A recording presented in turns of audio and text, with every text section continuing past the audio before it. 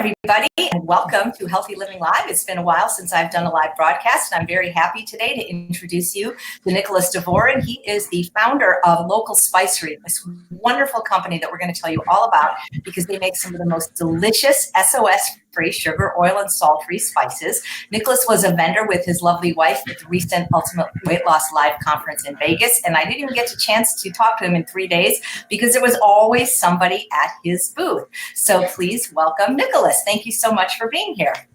Good morning, AJ. Good to see you. Why am I not hearing you? There we go. Oh. There you go. I can hear you. I can hear you perfectly now. Great.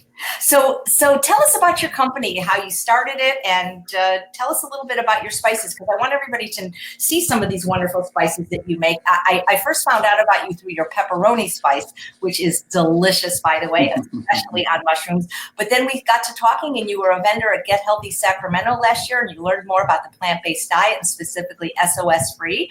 And we're going to actually have an offer for people that if they make a purchase, any purchase, they can get 2 free samples. We're going to tell you about that in a little bit. But first, let's find a little bit about why local spicery spices are a bit different and actually, in my opinion, better than many of the spices you'll get at your local 99-cent store, for example. Perfect. Thank you, AJ. And first thing I'll say is you said I'm the founder. I'm one of 2 founders. It was me and my wife, who you mentioned was at your Ultimate Weight Loss Conference with me. And Local Spicery was kind of the genesis of 10 years of discussions between the 2 of us. It started from a love for the culinary aspects of spices. We both love to cook, and in our cooking, we both love flavors and seasoning more than any other part of it. We got into cooking with high quality spices. I would have to say Penzeys was the gateway drug, but we quickly learned in our cooking that we really appreciated the flavor of spices when they are very freshly milled. And, we were the kind of people that would just keep a little spice mill on our counter next to the stove and would frequently grind our spices seconds before we use them, because flavor is so much better and so much stronger when they're milled fresh. And the idea for us was we didn't see anybody in the market that was providing spices of a very high quality and extremely fresh, and we thought that there was room to enter. And it was my wife one day who kind of challenged me, said, we've been talking about doing this for 10 years. Let's do it. And that was the beginning of Local Spicery. But another aspect of spices that we love is the complexity behind the offering. I mean, you have to get buried in the flavoring. You have to get buried in the history and the culture and the health benefits. And it's just something you'll never get bored of. And we're creatures of passion, and there's plenty here to be passionate about. So basically, what sets us aside is the freshness and the quality. We source our product from all over the world. We have a building in Marysville, which is mostly our processing facility, and we grind the spices ourselves. We grind them, we sift them, we blend them, and then we make our blends with them. When we're grinding, we're trying to think in terms of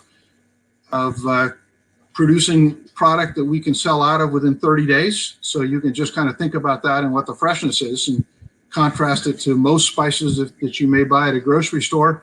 The American Spice Trade Association's estimated it can take a year after it's been ground before it even gets put on the shelf. So come in and smell the difference. I love it. Smell the difference. What did you do? What did you and Evelyn do before going?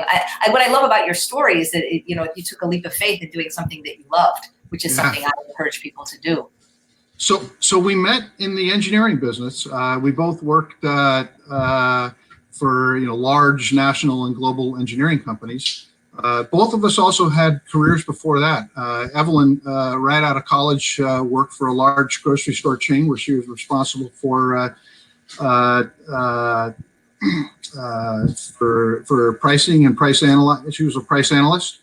I worked in restaurants, worked my way through college. I actually got my degrees in pre-Columbian archaeology, and I traveled quite a bit through Central America and through Europe working on archaeological sites, which is part of my passion about the history and the culture behind the spices. Nice. You mentioned freshness, and I know a lot of people want to save money and they'll buy spices, in bulk bins. And spices, they're like medications, right? They can go bad. Well, I like to think about what Douglas MacArthur said about old soldiers. They never go bad, but they do fade away. So, the key to spices is the essential oils. And one of the things we look for in our sourcing is the percent essential oils, which is a clue to us how flavorful it's going to be. But the flavors are held in the essential oils, and importantly, so are the health benefits. And once you mill them, the essential oils begin to volatilize, and they release those aromatics that we love so much. But those aromatics that we love so much, it basically means that the spices are starting to lose their flavor. So to eat them as soon after, consume them as soon after having them milled, you get much more flavor, and you get it's a different flavor. It's a very, very fresh kind of a flavor. One of my favorite things to show people at the farmers market is the most pedestrian of spices are garlic powder. And when you smell garlic powder that's been milled freshly, it doesn't smell like the dry, bitter powder you're used to. It smells and tastes like fresh garlic. So the flavor is actually very different, not just stronger. I think there really is a difference, as like you say, and especially because I'm promoting a diet that some people think of as extreme, because it's not only whole food plant-based, but there's no salt. And a lot of people think that that's the only way you can get flavor. And you've proven, I have probably 15 of your blends right here that show you can have tons of flavor without salt. Yeah. Big flavor is, we're big flavor, big spice people. So people can find you, of course, they can go to your website, localspicery.com, and if they want 2 free samples with an order, not just getting them, but with an actual order if they mention Chef AJ. But you have some local facilities they can go to, and you mentioned you're in farmers markets. So where would people be able to find you? So we have we do all our processing in downtown Marysville, where we also have a store. In Marysville, we'll open from Thursday through Saturday. And right now, I'm calling in from our downtown Tiburon store in the Bay Area, where we have a shop that's open 7 days a week. We also go to the farmers markets in Chico, California, on Wednesday and on Saturday. Right, and Nancy said she just purchased an assortment from you yesterday, that your spices are amazing, and she used your Ceylon cinnamon on her steel-cut oats this morning, which hopefully she had after she ate her vegetables, but absolutely. I'm going to be coming to your facility in October and doing a Facebook Live from there, so I can actually see some of the things you create. I can't wait to show you what we do. Did you think it was weird when you first met me or heard of me and heard of like, what kind of people don't eat salt? I mean, it made perfect sense to me. I mean, we, although we do have, some blends that are high salt, some people are looking for salt. In general, philosophically, I've always been kind of a low salt guy, and some of our most popular blends are, salt-free or very low salt. So, for example, our chili powder has always been a salt-free chili powder. I've never understood why people add salt to chili powder, other than because salt is very cheap and very heavy, so that they can make a lot of money by selling it by the ounce. But it certainly doesn't add that much to the flavor. One of the things I noticed about your spices is they all are in glass jars as opposed to plastic. I think that makes a difference in freshness, and they're all hand blended. Absolutely. So our jars, I have one right here. And this one has a black lid, because in our stores, if it has a black lid, it means it's a sample jar. So what we say is, if the lid is black, don't hold back. But our jars are. I love that about you, because I don't want to mention any of other spice shops, and they're wonderful places, but they don't allow you to sample. And it's like, I'm not going to spend $20 on something that you won't let me taste it. Another thing we love to say is we like it when people stick their nose in our business. But our jars, actually, it took us 2 years to find these jars. We started out with jars that had a plastic lid, but the jar itself was important because we needed something that was that was heavy. It had to have a BPA-free plastisol seal, so we got a tight oxygen seal. One of the things that attacks the freshness of spices the most is oxygen. So the plastisol seal, it holds it tight and protects the spices. But they're also lovely, and actually a lot of people don't realize this, but we import those from Italy. The process when we have to order new jars can take 8 to 12 weeks. We call in the order, and they don't start making it until after we order it. They make it, they put them on pallets and put them on a ship and send them to us. Nice. And so all mixed by hand in small batches, I would imagine. It's all, we're a very small company, all mixed by hand by me and by Evelyn. Our daughter works for us here in the store. She runs a store in Tiburon, but it's very much a family business. Nice. And now you also mentioned your spices are I can't say the word, irradiated. Yeah, so we use the term all natural, which is becoming a dirty word because people point out that doesn't mean anything legally. But to us, all natural means that in our process there is no kill step.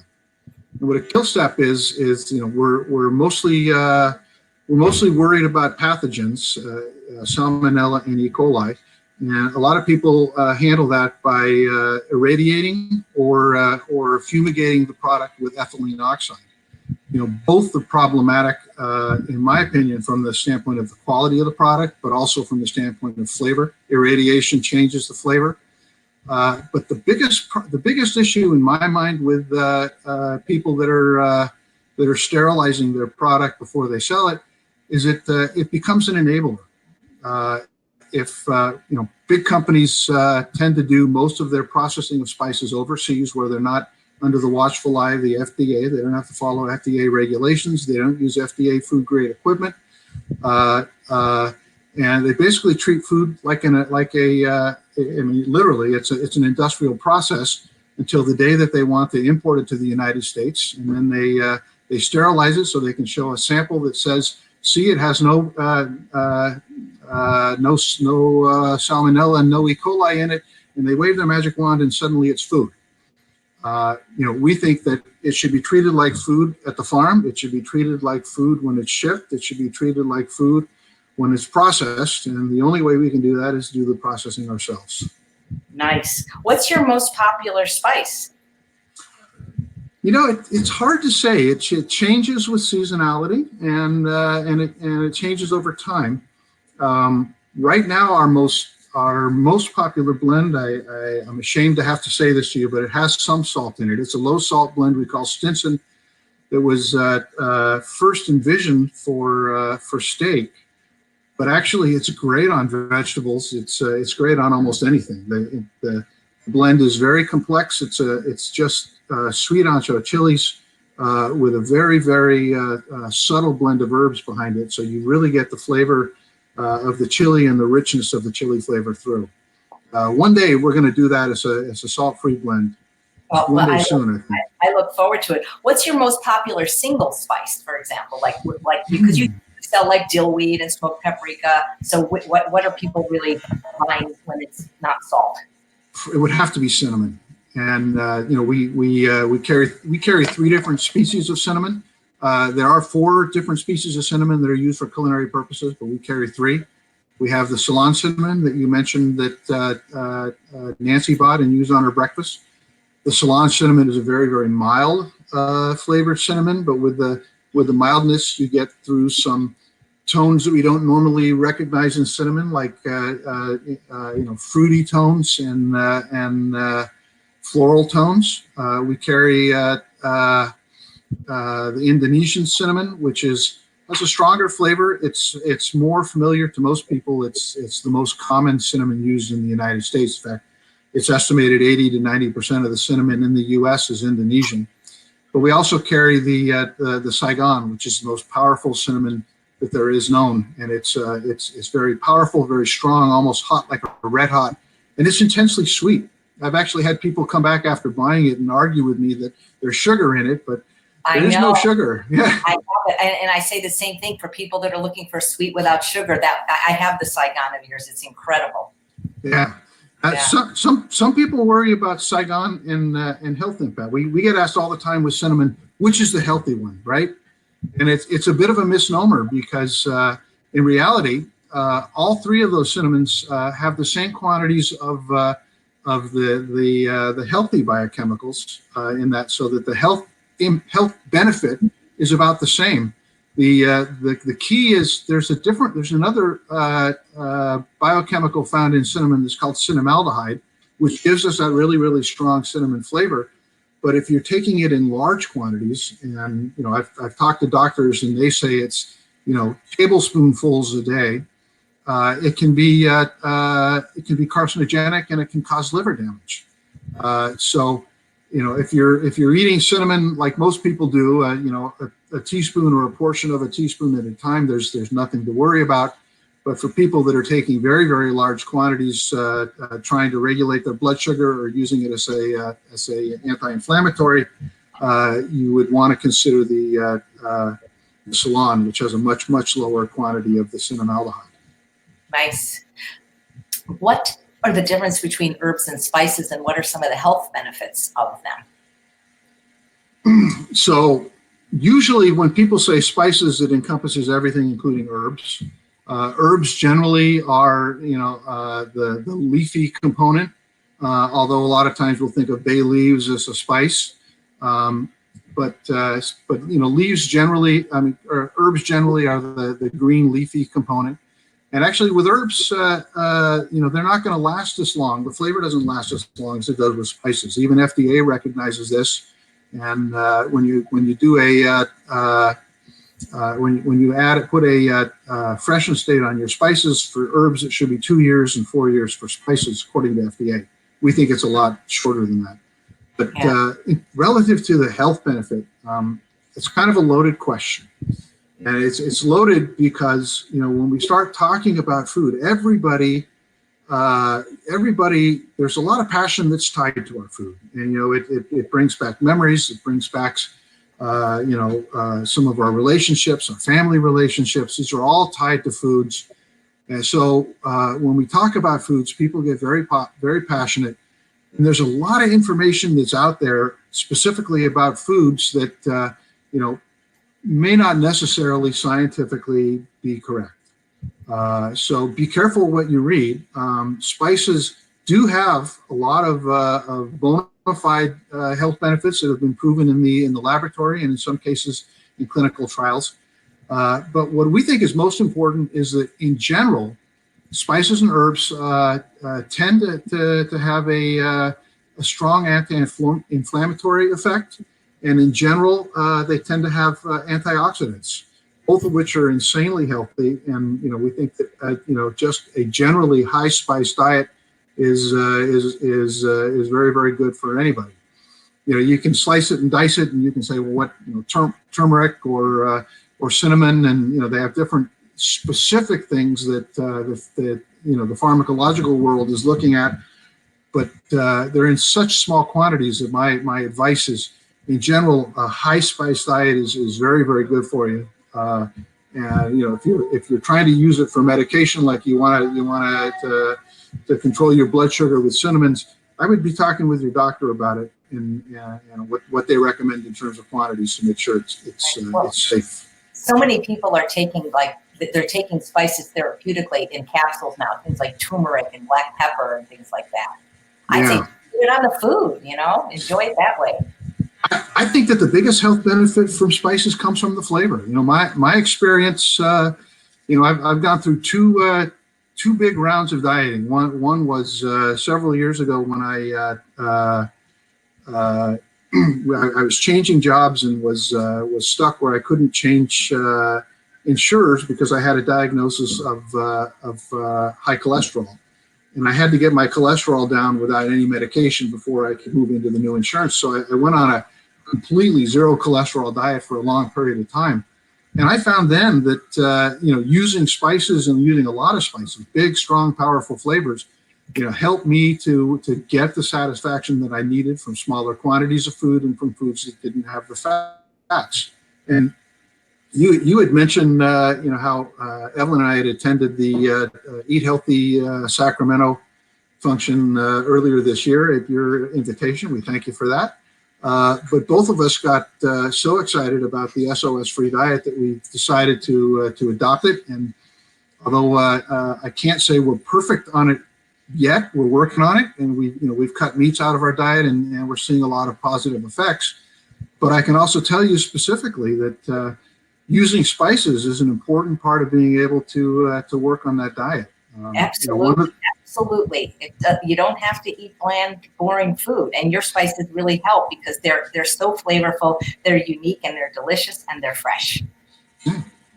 So you asked about what are our best-selling spices, and I have to tell you this is thanks to you, but the pepperoni is certainly up there. Maybe number 2 or number 3, and it's very, very popular among people that are eating a vegan diet. We all know now that with a vegan diet you're eating. You said bland. I like to think of a lot of the foods as kind of a neutral palate. The chickpeas, the potatoes, the sweet potatoes, the squash, beans, rice, and grains. It's a neutral palate, which it's not going to be the dominant flavor in what you're preparing. So it gives you a lot of opportunity to add flavors to it. And with spice blends, it can be very exciting. You can take it any direction you want to go with that particular time.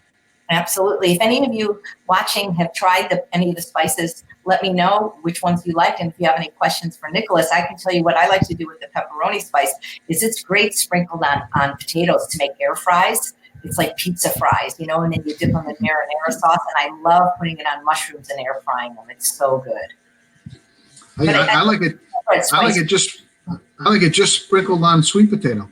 Yeah, it's so good. I like that your gingerbread spice too is great on oatmeal. Any recipe that you guys have seen of mine in any of my books, like the cram muffins, or anytime I use cinnamon, or apple pie rice pudding, you can just substitute gingerbread spice for cinnamon, and it's even better.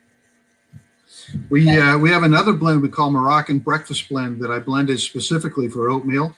The main flavors in it are the Ceylon cinnamon, ginger, and I'm blanking out. And turmeric, of course. All 3 are very powerful anti-inflammatories. I made it specifically for the health benefit, but it's delicious in oatmeal and has a distinctively Moroccan flavor to it. Yep. Zena says that's so cool that you guys switched your diet. Congratulations. Yes, I have the Moroccan one. What's also neat is you sell something called sun-dried tomato powder, and I need you, Nick, to explain the difference that all tomato powders are not created equal, because yours is actually sun-dried tomato powder, which is has more depth of flavor and a lot more flavorful than just something that's called tomato powder. Yeah, so the vast majority, like probably 99.9% of the tomato powder sold in the country, it's created using an industrial process called spray drying. And what they do is they take the tomatoes and they liquidize them. They mash them up in a giant blender, but they also add chemicals to allow them to flow better in the equipment, and they turn it into a fine spray, which they spray through a heat source, and what falls down then is the powder that's sold as tomato powder. As you know, you end up, when you get tomato powder like that, it's bitter. It does not have the richness and the sweetness that we associate with tomatoes. In our case, we purchase tomatoes that have been sun dried and then super dried in a dehydrator so that they run well through our mill, and we mill them ourselves. And in flavor, they're much sweeter. They're much richer. And you feel like you're eating a sun-dried tomato. Wow. Zena's saying, what do you like to use the sun-dried tomato spice on? So I don't know if she's asking me or you. I'll let you go first, Nick, and then I'll answer. It's one of those things, you can put it on anything, and it's so great, with all the things that I just mentioned, the neutral palate kind of carbohydrates that we eat a lot of. One thing that's a great quality to tomato powder is it's in addition to a wonderful flavor, it's also a good thickener. So if you're making a sauce and you want to thicken it without having to add additional starches, tomato powder is a good way to go. But I like it on my rice or on my potatoes. I put it in a lot of my blends. You'll see there's a lot of it in several of our blends. One that's getting very, very popular.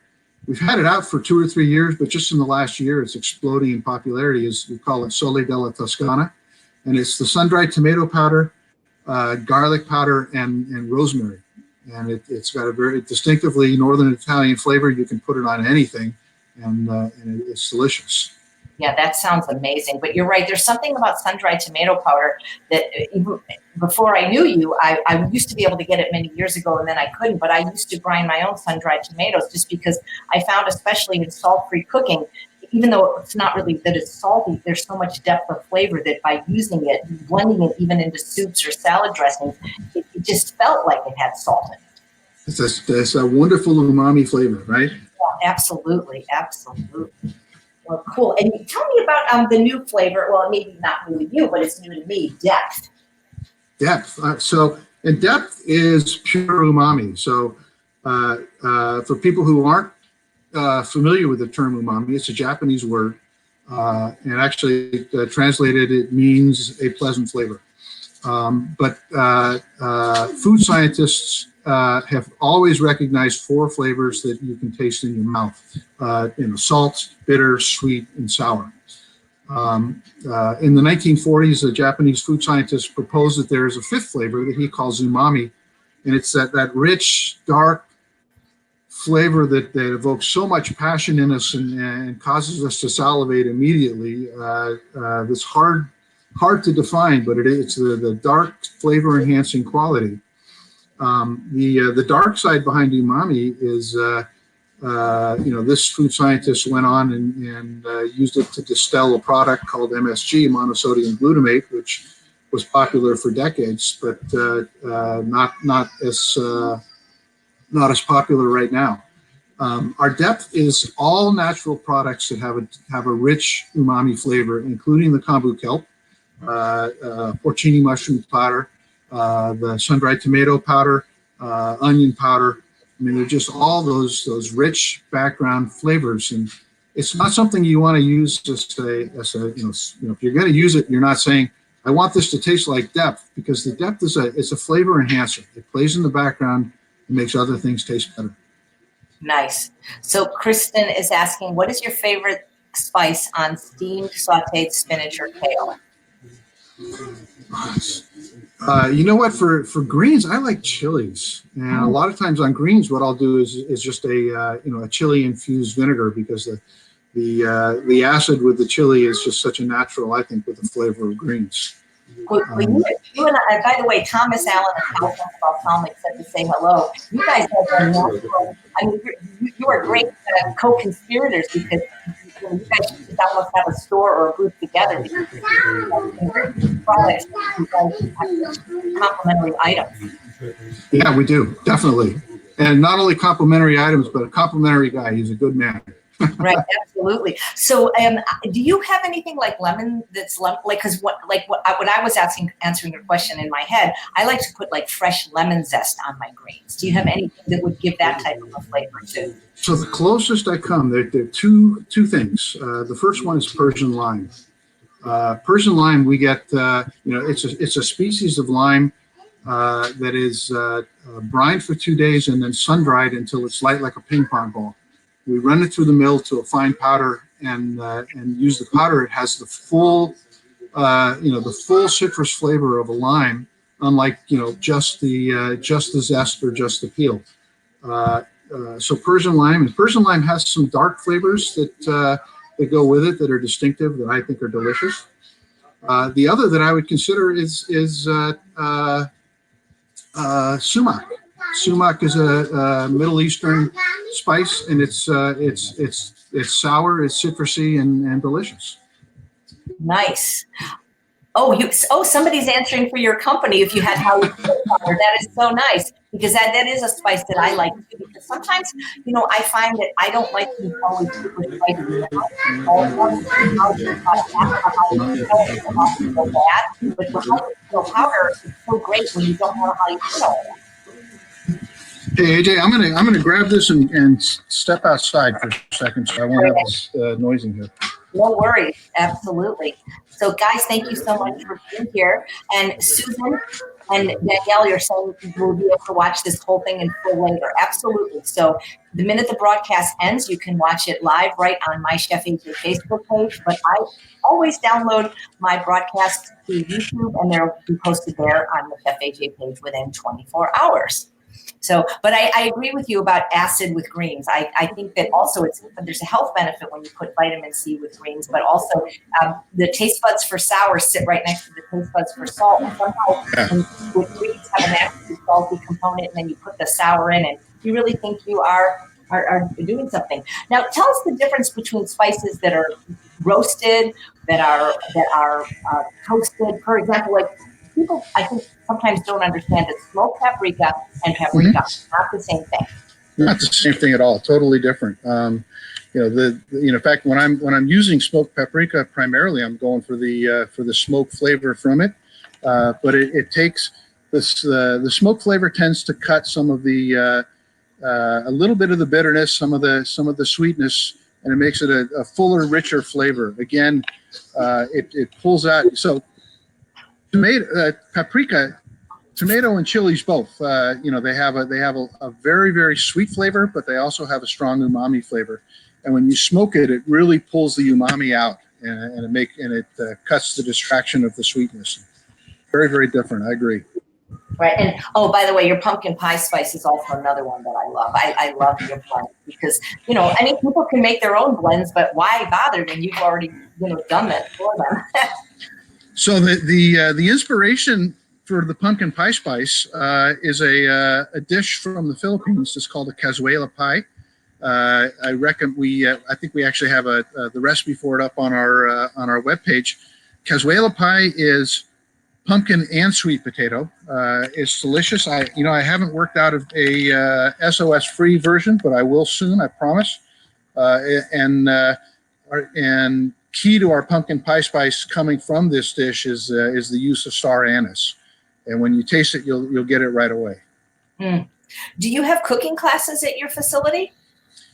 We do. We've been doing them. We just started them this year. We've been doing once, probably every couple of weeks, once a month. I should come up and do one. I mean, I'm going to be up there. We think to schedule that. Oh my goodness! I would love for you to come out and do one. We have a beautiful demonstration kitchen. It's well lit. We can broadcast it. Could we do something on the Friday that I'm going to be there? Maybe not a full class, but we'll do something. I'd love it. Let's figure it out. I'll be with. Okay, I didn't even think about that. That's amazing.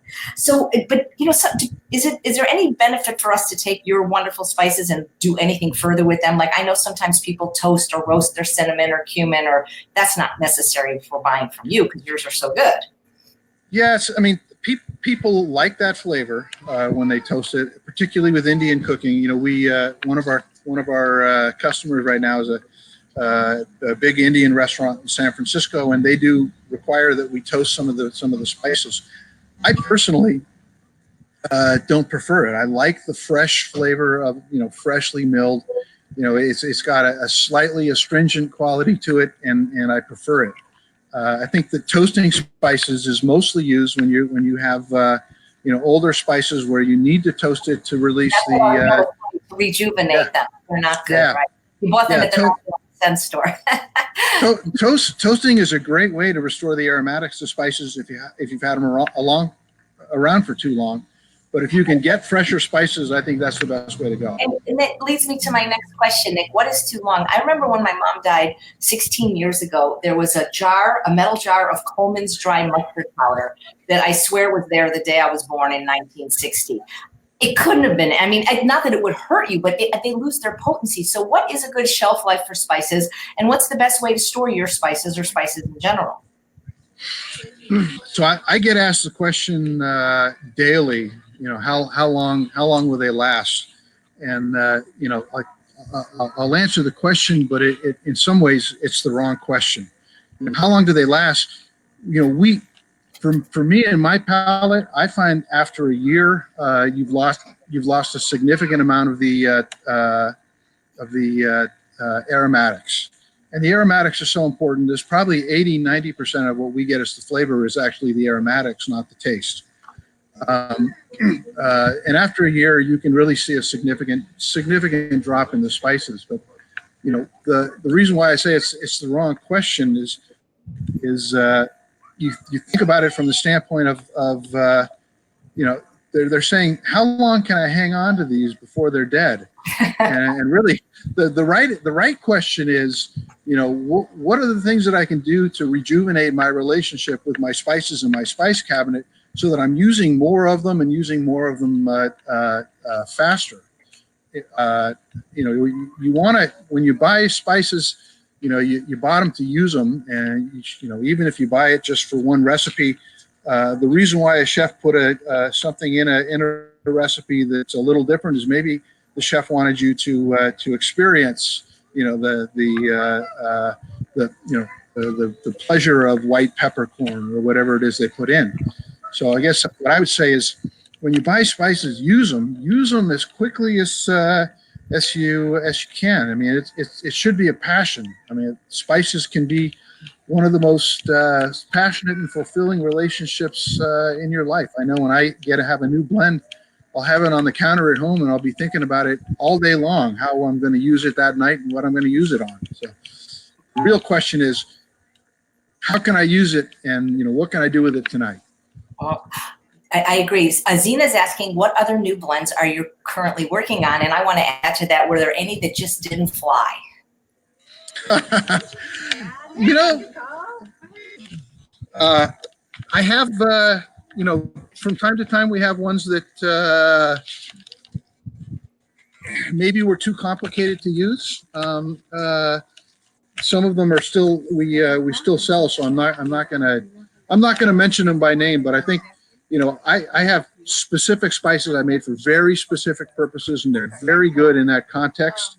But when I sell them at the shop, I make sure that people know how they work and how they don't work. I forget the first part of that question. Oh, she said, what other new blends are you currently working on? I'll bet I have, if I admitted to a dozen different projects, my wife would shake her head, because she knows it's probably more like 100. We're always playing with different flavors, and they're different opportunities. I've been playing with a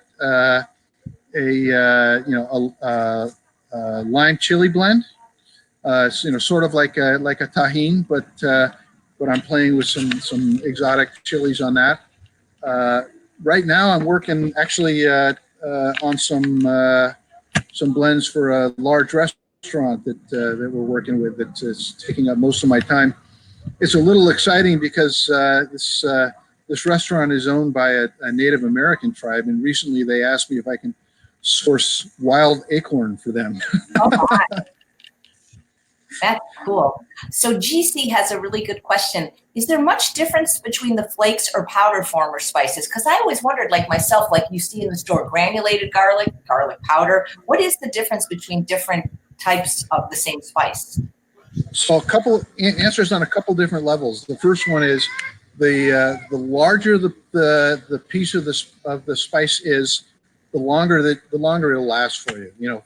Chili flakes will retain their aromatics longer than a chili powder, because with a chili powder, you've cut so many faces and so many parts of it are volatilizing. You'll get more flavor immediately, but in the long term, the flakes will sit on the shelf longer.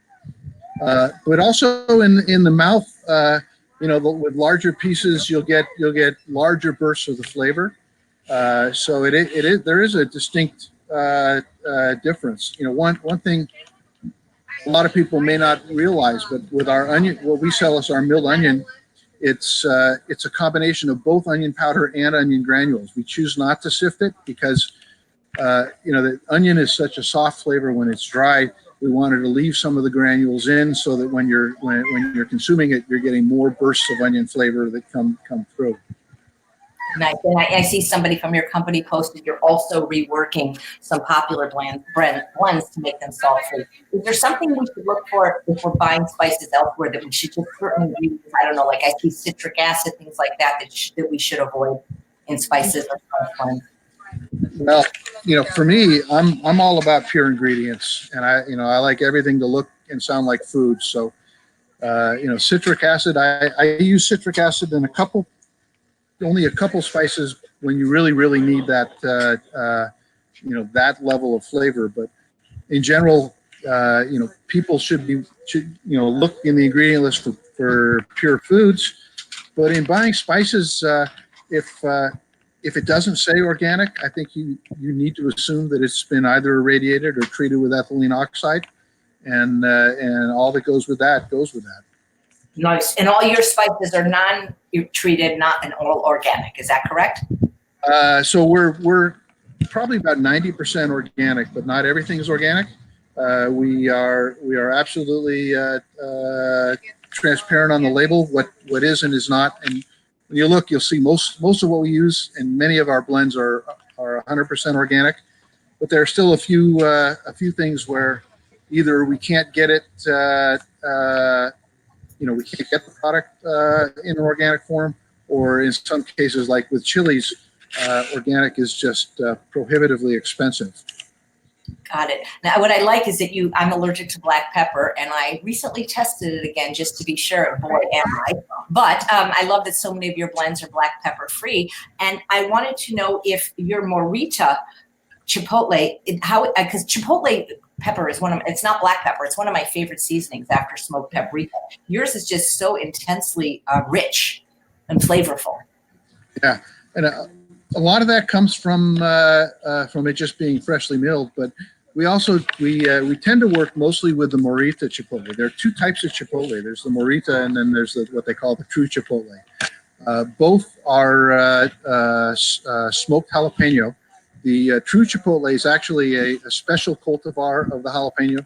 The chilies are about this long, and they're picked green and then smoked green. We use the Morita, which is just a traditional sized chipotle, which is harvested after it's fully mature to a red chili, and then it's smoked as a red chili. So you do get, like you said, you get richness, you get sweetness. I find that the Morita tends to play better with food than the true chipotle. Right. And what are the best way to store your beautiful spices? Cool cabinet in the dark, refrigerator, freezer? So you asked me that before, and I missed the question. The most important thing is to protect it from oxygen. So a jar with a tight seal is very important. Next thing is heat. You want to keep your spices cool, but I definitely you don't want to freeze them. And I don't really like putting spices in a refrigerator, just because when you put things in a refrigerator, they tend to dry out faster. So I have to believe that spices in a refrigerator are going to lose their flavor faster. So Right. keep them in a cool environment, and by cool, really, if you can keep your spices from getting over 80, 85 degrees, you're probably protecting them pretty well. And then the third thing you have to protect them from is light. They are photosensitive. If left in daylight, they'll discolor and lose their color. Nice. So cool, dark, and oxygen free. Wow, nice. Bev says everyone in caps needs to visit your gorgeous Tiburon shop. So lovely, fun to taste. Just don't taste the hot stuff first. Yeah, I think that's good advice. Save that. Yeah. So if there's no more questions, let's, Nicholas, tell us about the wonderful offer you're giving our viewers or anybody that will see this. But before I ask you that, you created these really cool things in Vegas with so if people wanted to make my red lentil chili, or if they wanted to make my broth, it was my recipe, but in this cool little packet. Yeah. So we did three things that were all Chef AJ recipes, and we hope to continue that. Actually, we saw last February when you gave a demonstration, you brought your spices pre-mixed, and you said that's how you keep them. And we thought, that's a great idea. So we have your black bean chili, black bean soup, and your red lentil chili, and then also your veggie broth available. They're not currently up on the website, but we'll get them up very, very soon. So they're pre-blended in a jar, and they come with your recipe. So cool. That is so cool, because it's Nicholas. Most people people say, "Oh, there's no variety," but the truth is most people eat the same meals over and over consistently. And if you're going to do that, having the spice blend right there, it's so much easier than measuring it out every time. To make it even easier on your veggie broth, we blended that and we put it in large 4-inch square tea bags. So in order to make Chef AJ's veggie broth, you just throw the tea bag in your Instant Pot, 8 cups of water and 1 gallon Ziploc bag full of vegetable scraps. You are brilliant. I love the way you think. So tell us about the 2 free samples that and it's with an order. People, when they hear free, they think they can just, like this happened with Thomas, they can just say, give me my 2 free samples. You actually have to place, I believe, any size order, and then you can try a different blend. So the most important thing to tell people is we really want to do this, because what we're offering is any order from Chef AJ, all you have to do is mention Chef AJ. In the box when you check out, it says order comments. Just mention Chef AJ, and we'll send you 2 samples of SOS-free blends or spices. You can request, either a certain genre you want, a curry, whatever, and we will do our best to accommodate the request.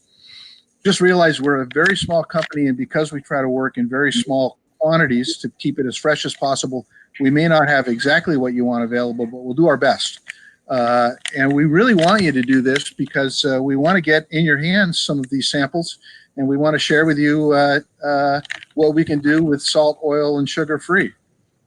Amazing. My last question, what the heck is fenugreek, and why don't I like it? Fenugreek is, it's in Latin, the word fenugreek means Greek hay. So it's a spice. In the world today, it's mostly used as it's the base flavor for artificial maple flavoring. So it has a maple flavor to it. But with the maple flavor, it's got a bitterness in the mouth. It's strong maple aromatically bitterness in the mouth. It's common in a lot of curries, and it's also it's a estrogen. It works like estrogen, and people that are women when they're lactating will take large quantities of fenugreek, usually in a fenugreek tea, because it stimulates lactation. But it's not for everybody, I think, mostly because of that bitter flavor, but I like it in a curry. Right. Okay. Well, believe it or not, where I tried fenugreek was in an apple pie spice, and it really was not very good. Yeah, I don't think I would either. Yeah, I agree. So just for fun, Thomas from California Balsamic came on and said, hey, Nick, it's Thomas. Great interview. So I'm going to ask him and you the same question. Thomas, what is your favorite spice from Local Spicery? And Nick, what's your favorite vinegar from California Balsamic? I'll do mine first because it's easy. I like the sweet heat. Yeah, that's in my top 3. Sweet heat, I think, is his best-selling flavor. Have you tried his curry, though? His curry is so good. I did. I just sampled this curry at your Ultimate Weight Loss show. Right. Hey, Thomas, if you're hearing this, we want to know what your favorite Local Spicery spice is. And any of you watching that have tasted, what are your favorite Local Spicery spices? And if you haven't tried them, then now you can get 2 free samples. Thomas is at a farmer's market now in Windsor, so maybe he'll answer later. This has been so helpful.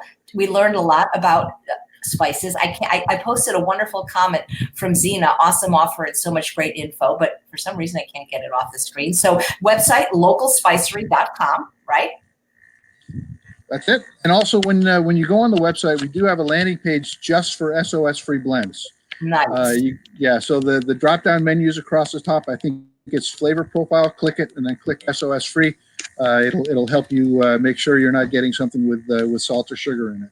What I'll do is people are asking if they can watch this interview in its entirety if they came on late. And of course, I'm going to be putting it on YouTube probably right away. But we have Zena's favorite is pepperoni, just like me. Tom Kramer says Hestia. That sounds like a character in like mythology. Hestia.